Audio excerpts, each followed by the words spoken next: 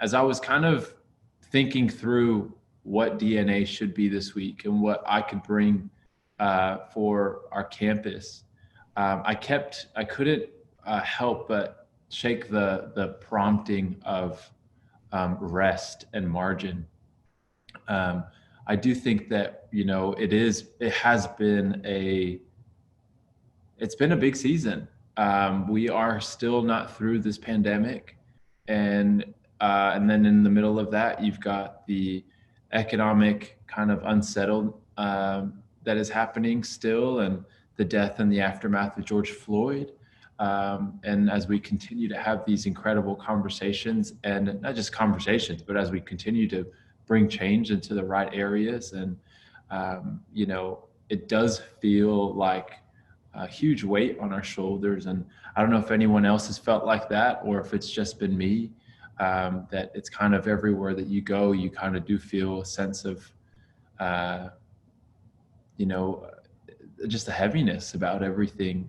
Conversations feel heavy, your days feel heavy, and I know I've found myself at the end of the day, Courtney and I are going through the Marvel movies, because it's like it's just something light that we can watch that is just because the days feel so heavy. And one of the things that for me, you guys have heard in our campus, have heard me talk about so much, has been rest. We've talked about rest quite a bit. It's something that's so important to me, for us to understand what it is to rest, what it is to find our refuge in God, what it is to I guess, just to come in and lean in. And was one of the things. It's funny that at the beginning of this year and even last year, but I remember feeling we needed to start this year out with that idea of resting. As I actually remember telling Courtney at the end of last year and the beginning of this year, feeling like we've got to really talk about rest. And if you remember, we looked at Genesis and how the people of God, we looked at the chiasm of the creation story. I don't know if anyone remembers that. We had the blackboard out back when we had the blackboard, and we kind of broke it all down, and how in the middle of the chiasm of creation was that God rested. And why that was important was because this would have been the first story that the people of God would have heard when they were in the mountain on Mount Sinai, right outside after being liberated as slaves. And for 400 years, they would have been told that their worth was in their work. They would have been, how do you know the value of a slave, which is how hard they work? And if they don't work, then what's the point of the slave? I keep you alive so that you work. And God is going, hey, before we go anywhere else, you've got to learn to rest. And it's something that's stayed with me. The idea of Sabbath has stayed with me.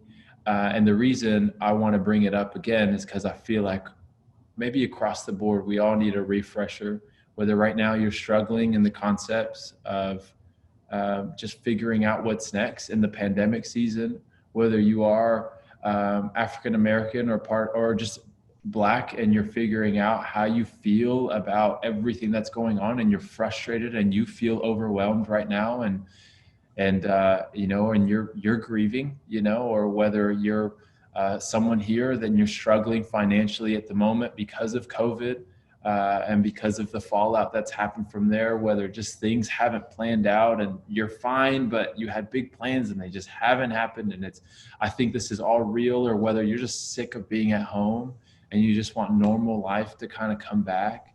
I do think that we're all in this place of just needing a refresh, how to work through that. And I just think, what better time than to get everybody from our campus on here. And so I'm excited for our conversation for tonight. Luke had actually, and Denise, who I saw you on the chat, Denise, I love you so much. They had been speaking to me about a particular individual, and who yesterday I was very privileged and honored to meet. And Dushyanthi is here with us. She is a therapist and has been in practice for, I think you said over 15, 20 years or so. I don't know specifically, but for a pretty good amount of time. And she's was living in New York for a time, and was actually working for helping the United Nations as well, as far as what they were bringing out and helping out to facilitate to different countries as well, and as far as resources. And so her and I got on a call yesterday, and Denise as well. And I just wanted to meet her. And as she was just talking, I was so moved, and I'm excited to just kind of dive in. And one of the things that stood out to me that she was sharing about was about the issue of trauma. And I know that's a very loaded topic. And but I think it's actually something that is very necessary for us right now. Dushyanthi, it is so good to have you with us. And can we all just give her some virtual snaps or some claps? Just welcome her into this. And listen, I'm so excited. Again, thank you so much for joining us. And do you mind? I mean, I kind of gave you a bit of an intro, but for those that don't know you, do you mind kind of introducing yourself a little bit? I hope I did it justice. Yes, you did. You did, and I'm better than I just gave you credit. No. You did great. I'm honored to be here. I've been coming to Hillsong since I moved to LA, and feel very much part of this community. I've been doing activism therapy work off and on for close to 20 years. I started when I was a teenager, and I've actually been in private practice for about 10 years. That's why you heard the two numbers when we were speaking. Right. That's my correct. bad. Yeah, there you go. It's all good. It's all good. So I have a background in therapy. I did a lot of work with trauma. I've done a lot of work with abused women and men, for that matter. And I also focused on policy in my master's program back in New York. I was born and raised in New York. So with policy, we do a lot of advocacy. So I've done work around race, ethnicity, genocide, and all those different issues, and some of what we're seeing today. Right. Yeah, so that's my background. And of course, I'm here because I lead with my faith first. I love that. So cool. I love that. And, again, we're talking yesterday, and one of the things that, came up was this topic of trauma. And as she kind of unpacked that for me, I was so, I guess, just blown away by it. As we just begin, just so that we're all on the same page, I think trauma can be a bit of a loaded word. Could you just maybe walk us through or explain to us what trauma is? Just so that we're all on the same page, and for anyone that just might be joining us now. Sure. So trauma is an extraordinarily stressful event that makes us feel helpless in an unsafe world. That's one of the definitions of trauma. So just COVID alone, many of us were experiencing trauma. So when you have trauma, your emotions can be all over the place. You can feel anxious, you can feel depressed, you can feel hopeless. There's a lot of grief that comes with trauma. So we know people were grieving during COVID because, a lot of us in LA are away from our families, or people couldn't celebrate their graduations. And there's a grief of a loss of lives around the world. So I was seeing that within my practice with my patients just from COVID. And then we had what happened with George Floyd happen on top of it. So what we're experiencing in the world, and it's not just George Floyd, we're now flooded with all these videos and stories, and our eyes are being opened to so much that's happening in the world. What we're experiencing right now is a double trauma. Wow. And, we haven't seen anything quite like this in our lifetimes. Where you're dealing with this huge health crisis as well as all of these racial tensions at the same time. So with trauma, I think what you find with people, it's important to understand the science of trauma to really understand why we react the way that we do. So most of us have heard of fight or flight, right? So when it comes from evolutionary theory, a long time ago, when people confronted the animals, they either fought the animals or they ran away. So what happens when we go into a trauma state is that our adrenaline is pumping, and we have all these stress chemicals that are flooding the brain, and they impact the part of the brain that allows us to think rationally. It's called the prefrontal cortex for anyone who cares about the science. But that part kind of freezes. So we also know it's not just fight or flight anymore. Sometimes it's freeze. And that's why we're finding people say, I don't feel like getting up in the morning. I don't feel so motivated. I'm not thinking so clearly. I'm feeling a little bit foggy right now. So the science is very important. So we have that reasoning part of the brain that gets stuck, as well as the memory of trauma that is imprinted in a different part of the brain. Right.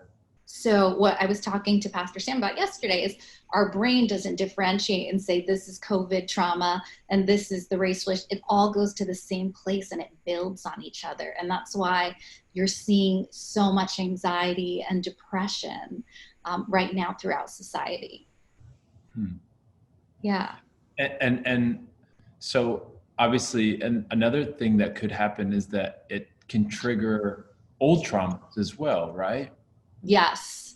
So because like what we were talking about with where the brain stores the trauma, it gets imprinted in the brain in a certain place. So people can have a trauma happen in front of you, and that same area that stored a childhood trauma can pop up. So we had the protests and the riots here in LA.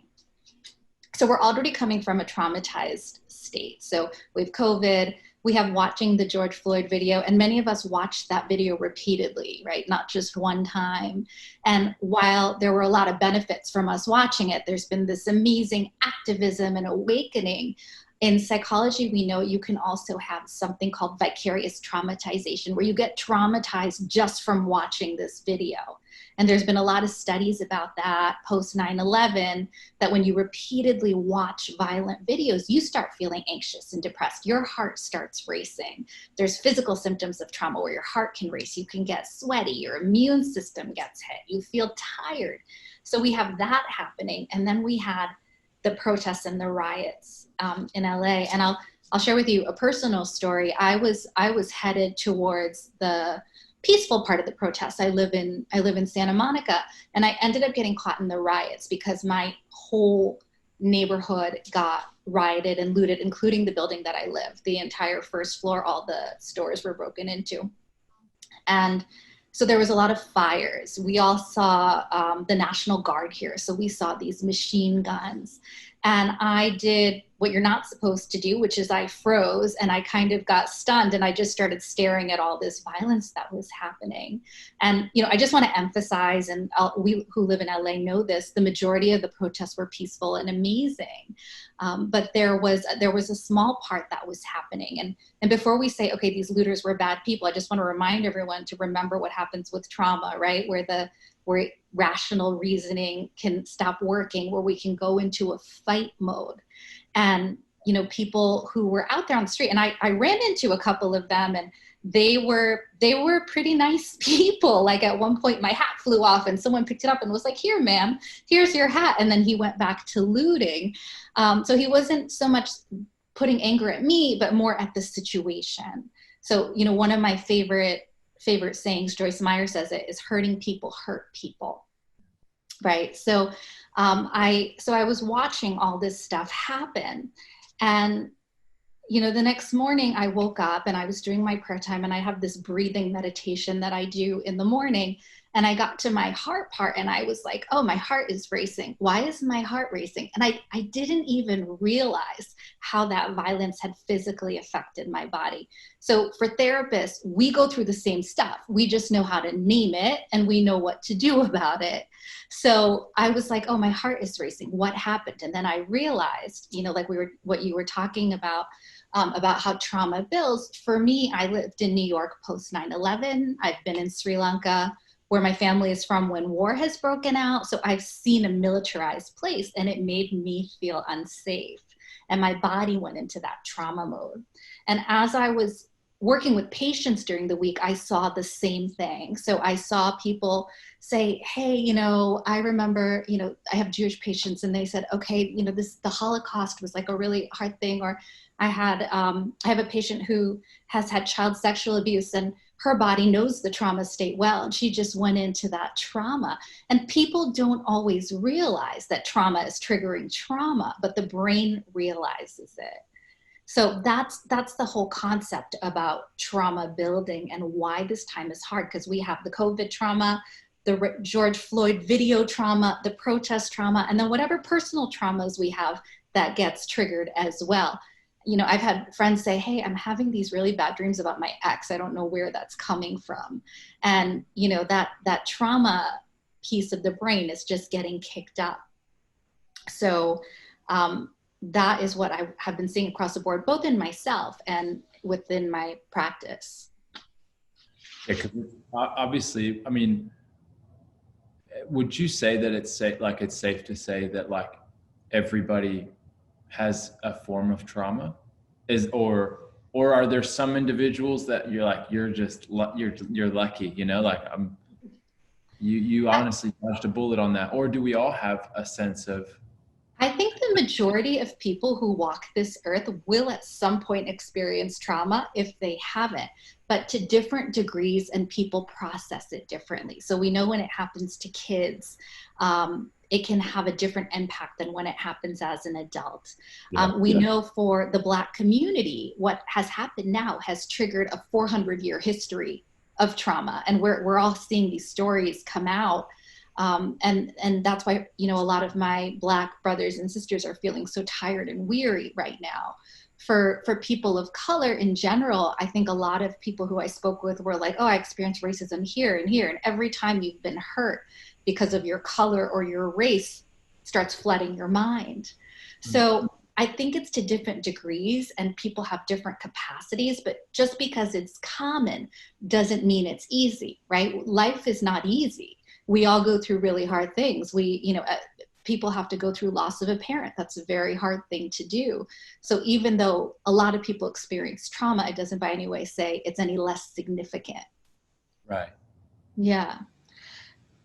So the good thing about... Sorry, I don't want to keep interrupting you. You keep going. No, go ahead. I was gonna say sorry, go ahead, Sam. No, I promise you, I think there's just a delay. So what I was going to say is that the good thing that we know about trauma is most of us will recover from it, and that we develop resilience when we go through it. We develop a strength. So what we can do about it, first of all, is recognize if you have these symptoms. Notice if you're feeling foggy. Are you feeling irritable? Are you feeling tired? Is your heart racing? And are you feeling hopeless? And so you can name it and say, I am feeling sad today, because that in itself just gives it a space, and you take some of your power back from these feelings having power over you. And, this is why the science is so important. So we know the reasoning part of the brain isn't working. So I'm going to bring us back to the scripture, be still and know that I am God. And really just sit in stillness when you're going through this. Give yourself time for deep breathing. We know meditation in psychology, it calms down the nervous system. It slows down the heart rate. We also know prayer is a great weapon.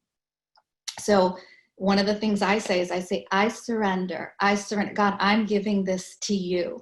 And psychology supports this too. This is not just religion. Psychology, the American Psychological Association has done studies, and they show that people who use prayer in times of crisis have less anxiety and depression.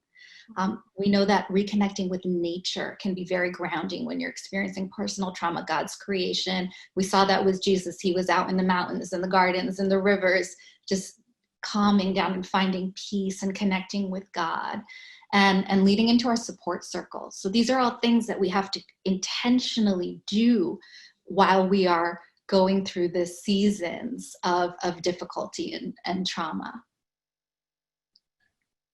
Yeah, well, I think, I think like one of the things that's so, like, I think eye-opening about all this is the reason why I was it stood out to me when we were talking about this was, I mentioned earlier about how, we have been talking about rest for so long and wanting to kind of remind us of that. But, the reason why we talk about it so often, and if I could be really, I guess, really honest with all of you, the reason why I talk about it so much is because I struggle with it so much. I actually have a really hard time shutting off or finding a place of rest.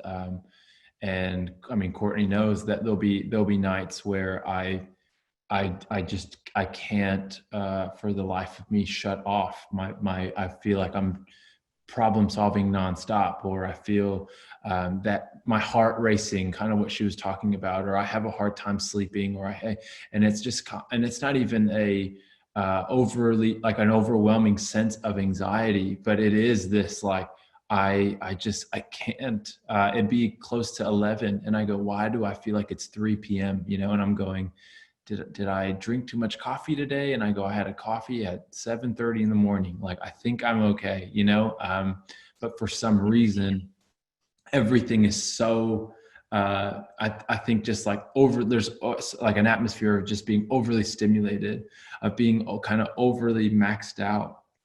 And it's so important, I think, for us to kind of remember once again the importance of all this. And we were talking yesterday, and you mentioned the fact that sometimes we can approach people through a trauma lens, right? That Yes. even when we go through what we're going through, someone on here might acknowledge, okay, that might be me. I definitely have felt that kind of way. I know someone wrote in the chat, they go, how do I deal with insomnia? Yeah. And that was one of the things that we talked about, people having a hard time sleeping right now, a hard time resting. Someone might go, hey, I actually, when I think about it, my heart has been racing and I have felt a bit more unsettled than usual. And I've been trying to pray and I've been trying to figure this out. And when I think about it, it does, I do relive certain things, but then you're also saying that we could also engage with people through that trauma lens, right?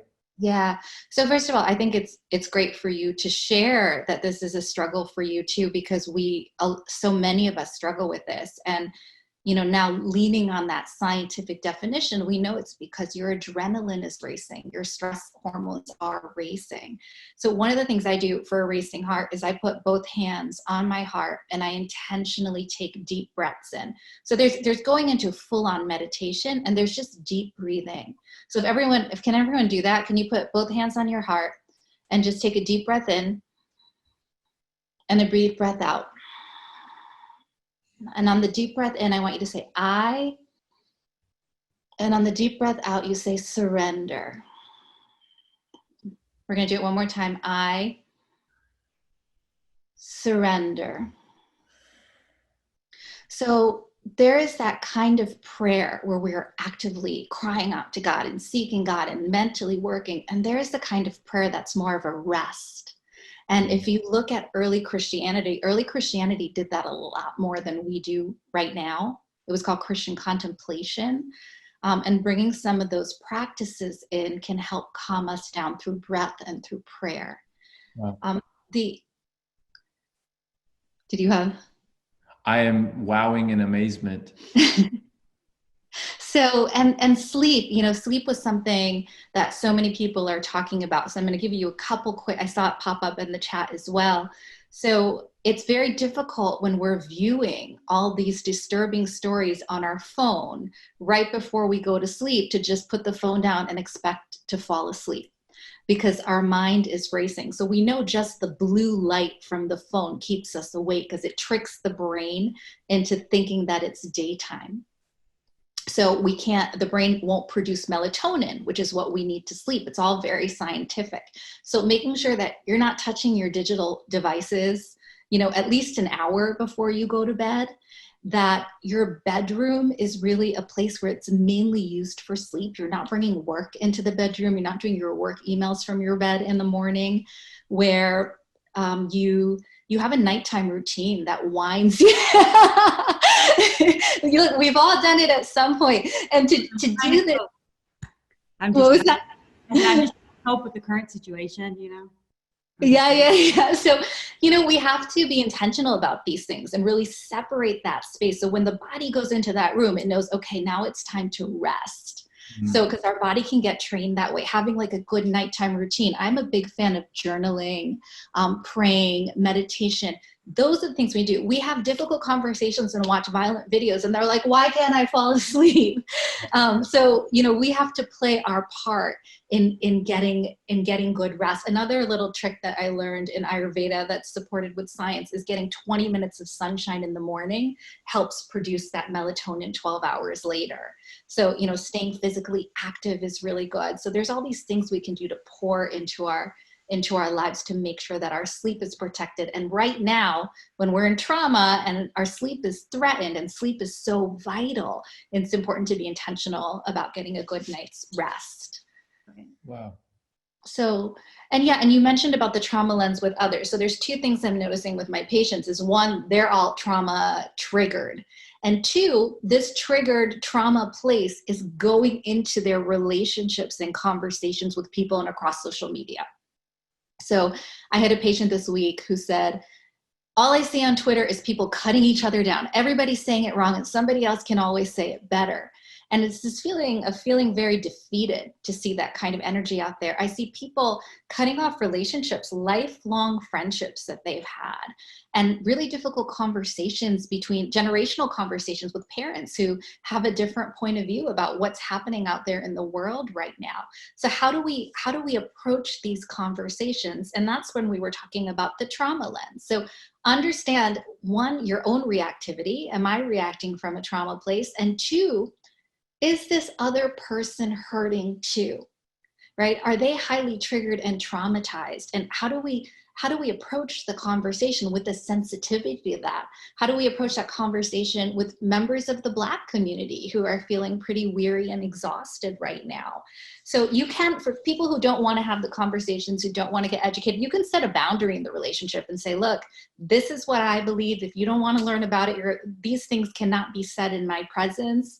And you can set some strong boundaries. But just being mindful in those conversations and, educating people, it's good that we're on fire and we want to do so much, but we don't want to have these conversations to a place that we're tired and we're burnt out. So we have to understand that all of us are going to say something wrong. I have said things that were wrong during this season and, had to step back and think about it, and having that grace with other people that they might misspeak, that they might say something that they don't always mean. And, when you think about it, it's like, why, sometimes people are like, why do I even bother to have the conversation? Our commitment to Jesus, Jesus's teaching, crossing these ethnic lines and having these conversations is central to who Jesus was. And he did it with such grace. Sometimes he was more impassioned about it. Sometimes he gave information slowly. He taught us in parables, in stories.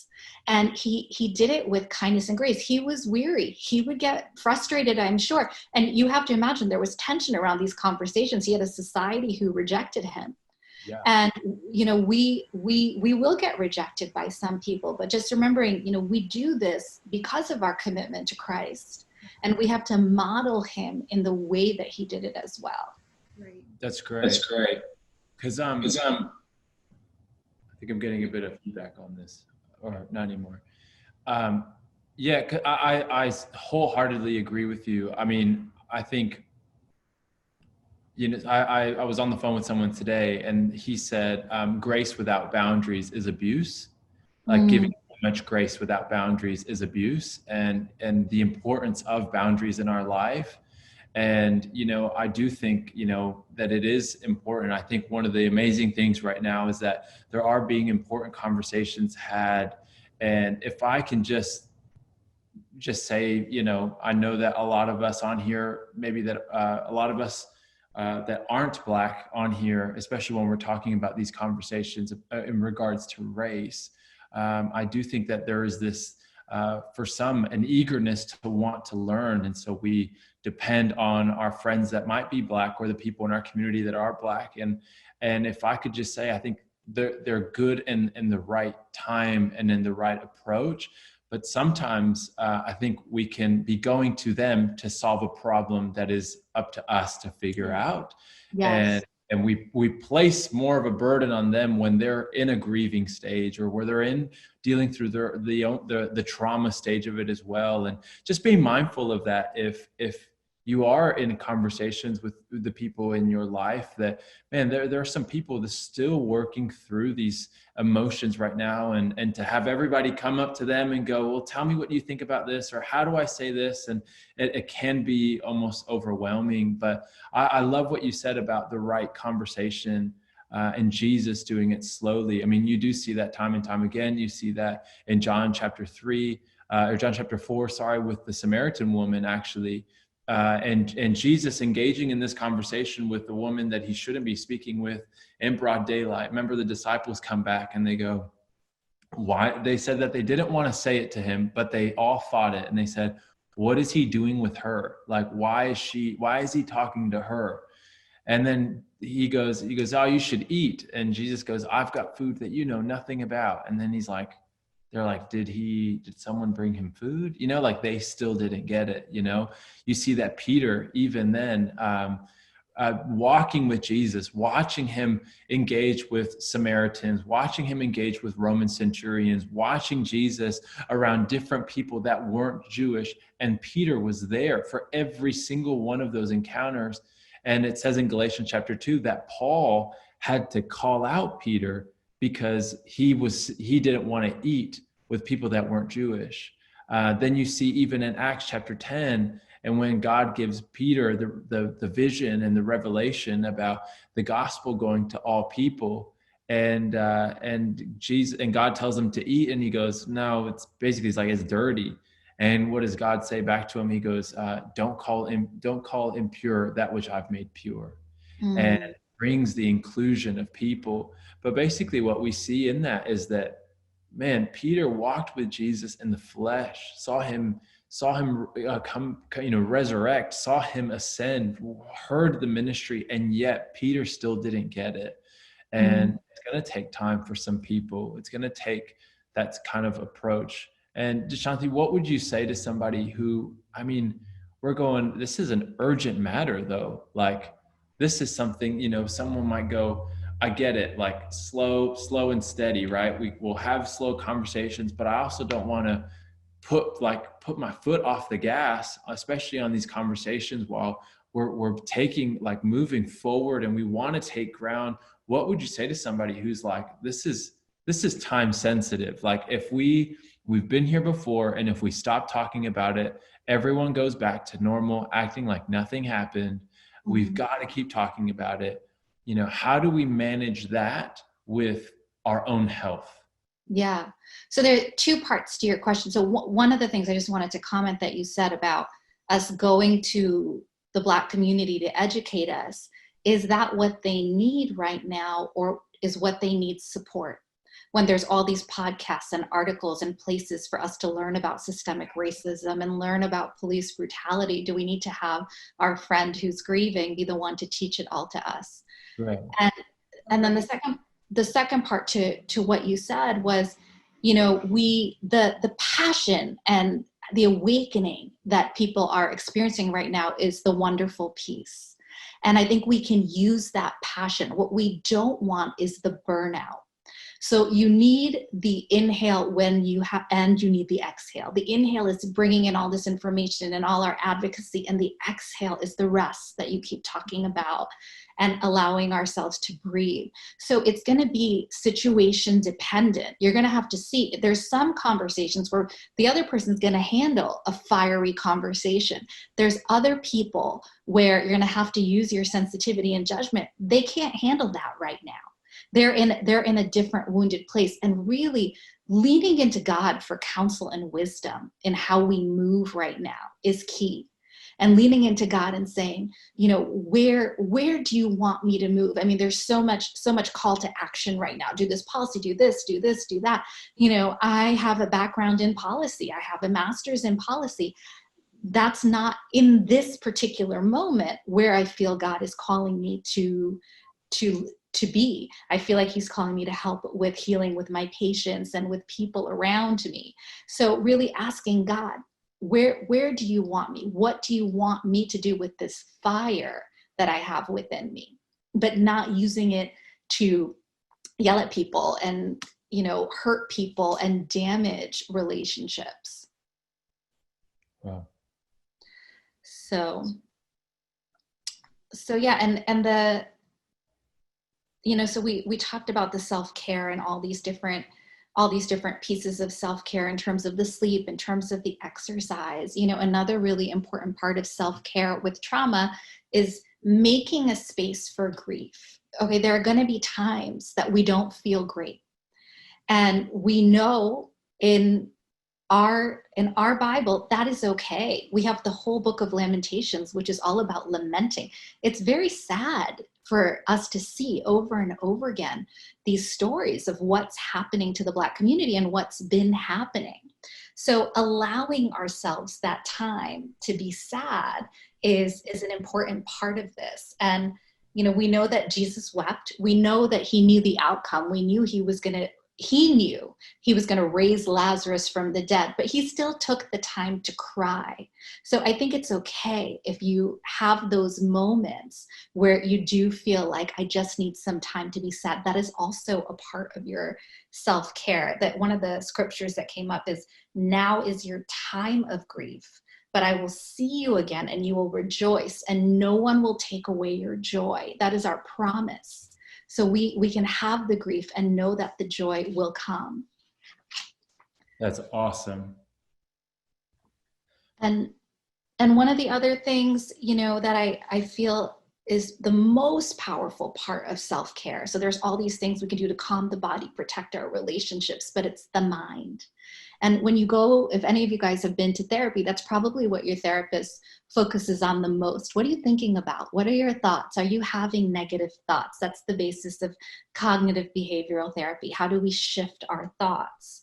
So it's the same thing applies right now. So there's a difference between allowing that space for the grief versus predicting negative things in the future, versus feeling hopeless, versus feeling like this will never change. Because what we do when we go into that mindset is we discount God's power. We discount that we have a God that is bigger than our biggest problem, even in the face of a double trauma. We have a God that is bigger than all of these things. And as Christians, we know this, but we forget it when we're feeling hopeless. And it's really about just constantly going back to the mind and reminding yourself, that we have a God that's bigger than this. And, the Bible says the same thing. It says, do not be conformed to this world. So don't worry about what's happening in the world. Be transformed by the renewing of your mind so you may be able to determine what God's will is. Right? So more than ever during these times, that doesn't just apply to every day, that applies to now. We need that more than ever. So leaning into God to respond to how you respond, how you take care of yourself, when to rest, leading with that first is so important in how we self-care right now.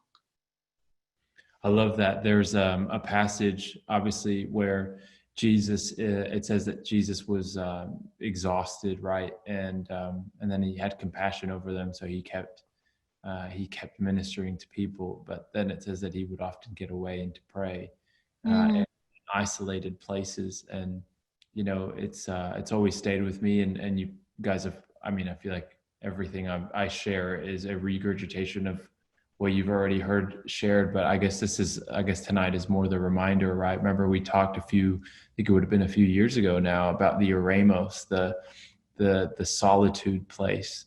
That there's the difference between solitude and isolation with God. Isolating ourselves is to cut ourselves off. That one is to escape and one is to withdraw. And when you escape, you'll find anything to cope with. You'll find anything to get through, whether that's, toxic people, whether that's just bad thinking, whether it might be more severe things where alcohol helps you cope, or pornography helps you cope, or whatever it might be, these things that you invest everything into, and it's in a form of escaping, when God has actually called us to withdraw with him. And what I love about what you're sharing is you shared, we inhale and we exhale out of it. And I remember having that thought of, it's the place where you can breathe, that God, you withdraw with God so that he places you back in. You inhale the goodness of God when you withdraw, and you exhale it out into the world that you live in. You inhale the faithfulness of God and you exhale it to the people around you. Yes. And, that alcohol and that pornography, that's a numbing of pain. I have so much pain. I don't know what to do with it. Let me do whatever I can to not feel it. But we know with grief, the only way to get over it is to go through it. Mm-hmm. So we have to walk through the fire, right? God promises us he'll be with us in the fire, but avoiding it does not get us anywhere. And we know as Christians, we were never promised an easy life. Right? The Bible tells us to be ready for battle. It doesn't just say, it's not all just about peace. It says, be ready for war. And to me, when I look around at the world, I think we're here in the battle. I think we've arrived. And something that my sister Denise, who's on the call, said to me is, the devil loves division. And with COVID, and this was revealed to her, we were starting to unify a little bit because we had a common monster with COVID. And the devil hates that. And it's not that these race issues haven't been happening, but the reactions to them have caused a lot of division right now. So for us to know who our enemy is, it is not the person in front of us. There is an enemy, and really calling on God. The verse I got was, be strong and courageous. Do not be afraid and discouraged because of the vast army, for there is a greater power with us than with him. And so we've been told to call out to God. Let this be a prayer revival where we say, God, we need your supernatural power. We need your strength to move through these Goliaths that are happening in the world right now, not just in our lives, but in the world. And the last verse that God gave me for tonight was, and when they cried out to you again, you heard them from heaven, and in your compassion, you delivered them time after time. And that is our promise, is that we have deliverance. God has compassion, despite everything that we're seeing and everything that we're feeling. Love that. Can you, just to wrap up for tonight, can we just, for those that, because there's a lot that was said tonight, could you just walk us through again maybe the practicals of it? Okay, so just a bit of a recap of, all right, for those of us that we've identified, yes, this is me. Yes, I'm in grief. Yes, I am feeling it. Yes, I hate life right now. I trust God to just hate life right now, or I hate the season of life right now, which is a very real thing. Now, what would be, again, just those tips to self-care, just for anybody who might have just gone to grab a notebook, or whatever it would be, and if someone wants to be a trooper and write them out in the chat for us so that everyone can see, whoever that is, just so that she could say them and someone writes them down. But sure. So there's the trauma for yourself, and then there's the trauma, caring for the trauma in your relationships. So the first part of the trauma for yourself is just check in and say, am I having any physical symptoms? Do I have more body pain than normal? Is my heart racing? Check in on your emotional state. Am I feeling tired, hopeless? And keep in mind that this may fluctuate from day to day. So you're gonna have to check in on this daily and really name it and say, I am feeling this today, right? And then we're gonna give that to God. We're going to give that to God, and we got to work on calming the nervous system, right? So remember, we did that exercise with the deep breath in. How long did that take us? And how powerful is it to breathe in, and exhale, surrender? People who want to really get into a meditation practice, which I recommend to everybody, there's tons of apps. They recommend 8 minutes of meditation a day, leaning into your prayer life. Connecting with nature. We live in beautiful Southern California. Go out there, be with nature just the way that Jesus did, be in this beautiful world that God created. And physical activity is really good. 5 times a week, 30 minutes a day. That's what's really recommended. Limit alcohol consumption, because alcohol is one of those things that can numb. It feels good, but too much of it can actually, there's a whole scientific process about why it's not healthy. We talked about protecting our sleep, right? So having a good sleep routine, shutting off the phones, not viewing too many violent videos right before we go to sleep, not engaging in difficult conversations before sleep, and really just in general with the news, really kind of limiting how many times a day are you checking it? Can you check it once or twice a day? Can it not be the first thing that you do when you wake up in the morning? So those are all good general personal self-care. And then protect your relationships, set boundaries with people that you need boundaries, and approach situations and relationships with that trauma lens and say, okay, are they hurting? Am I coming from a place of hurt? How do we have this conversation where we're giving each other what we need, but still being able to educate and have activism? And, the third piece we talked about was just about, really leaning into God mentally, reminding yourself, renewing of the mind daily, all the time. We know in psychology that you have to form a new neural pathway. And repetition is the only way to do it. That's why the Bible talks about renewing. So you have to consistently remind yourself of God's promises, of his protection, that he is more powerful than all of these things that we are facing.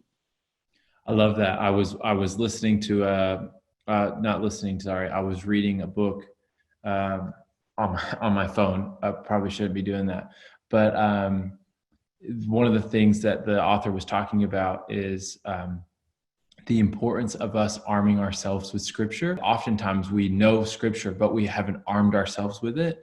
And it's different to arm ourselves with it. And he obviously uses the analogy of us having someone break into our home and say we have a weapon to protect ourselves with, but it's in the bedroom. You're not armed with it. And so you know it, you have it, but you're not ready to go. So it doesn't really do you much good when the attack came. And he goes, and oftentimes that's where we are with our understanding of scripture, is that we know it, we're just not armed with it. To be armed with it means to practice it daily, to understand what it is, to ask ourselves practical questions when we read the Bible.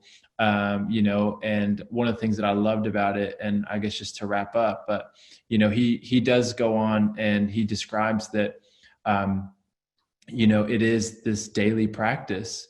It is the daily practice of when you read your Bible, you ask yourself, why would God want to reveal this to me? And how can I apply this today? And those are two ways in which you can arm yourself with it. What is God speaking to me about this? So if I read, sometimes it's easier than others. Obviously, sometimes you open the minor prophets and you're like, Lord Jesus, what are you trying to say to me? And it's like, and the wrath of the Lord shall fall on you. And you're like, oh my God, what did I do? And so sometimes it's easier said than done. But the other thing is going, what is God trying to speak to me?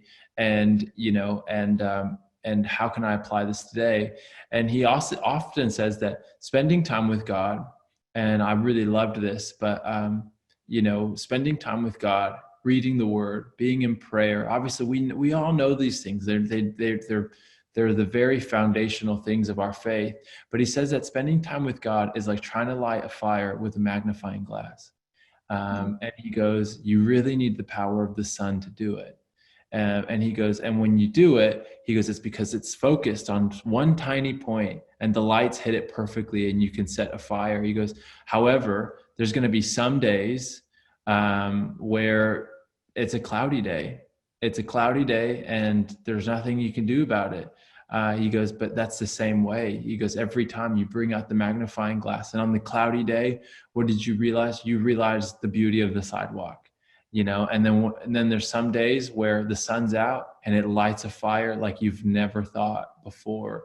And he goes, get good at lighting a fire with a magnifying glass. And so again, for all of us in here, I hope that this was helpful. Can we all thank Dr. Dushyanthi for just her time and for being so incredible? And honestly, thank you so much. And for those that are just part of this, and just honestly, I'm so speechless, but I just want to say thank you so much. Thank you for your time. Thank you for just being part of our church and being such a blessing to us already. And Taylor, I love your dog already. I have just been looking at your dog the entire time, and that is a cute dog. And Courtney and I aren't even we're not big pet people, but that's a cute dog. But thank you for having me. And you guys, I just want to shout out the people in the chat. You guys have been so encouraging through the whole talk.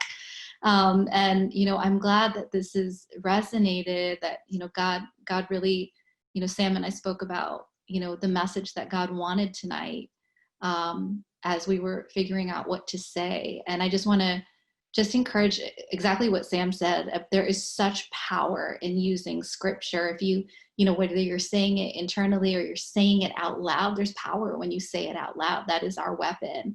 And we know Jesus did it. He said, Satan, get thee behind me.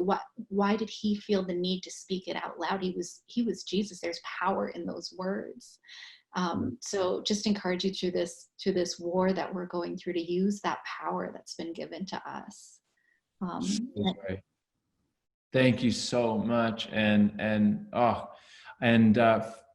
to our Black community on here, I just want to say I love you so much. And Denise and Dushyanthi and I were talking about hopefully soon doing something specifically for everybody. And I'm actually really excited about that, and just for us to kind of find the right space. All right. I love you guys. Have an amazing week. See you guys at church on Sunday. Can we thank Dushyanthi one more time just for her time and everything? We love you guys.